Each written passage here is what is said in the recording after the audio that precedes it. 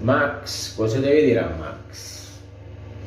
Non c'ho nulla da dire a Max, perché quest'anno è così. Smettiamola di criticare, perché non c'è nulla da criticare. Il gioco è quello che è, la testa è quello che è un campionato di merda, falsato. Cosa ci andiamo a cercare?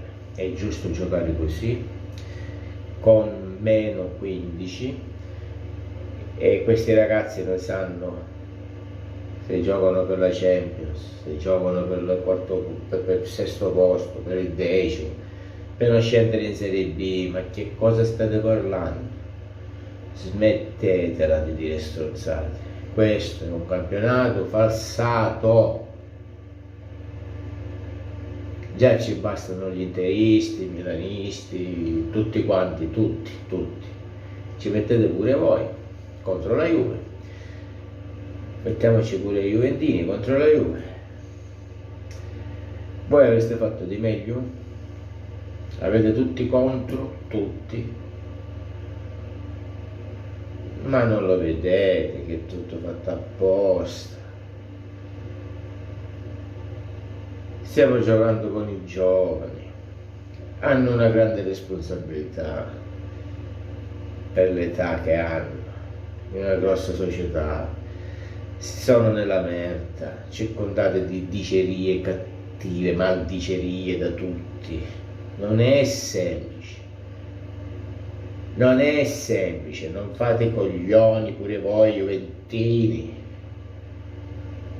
Noi dobbiamo essere con la Juve.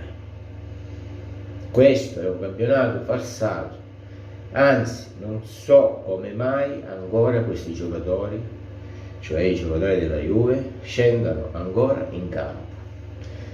Ieri durante la partita ho avuto un flash e mi è venuto in mente un pensiero magari sarà codardo, arrendevole, però ho pensato: ma perché non escono dal campo e se ne vanno?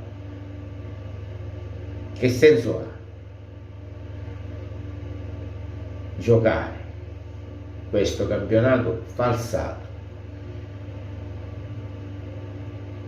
Aspettiamo che finisce ormai questo campionato di merda, che finisca, e sperando che sti cesse di merda della FIGC ci lasciano in Serie A e non cercano ancora schifezze, che se queste schifezze le ha fatte la Juve le ha fatte da sola, ci sono anche le altre. Qua, cari miei, il più pulito, ciao Arugna, sveglia, forza Juve, non fate i coglioni, forza Juve.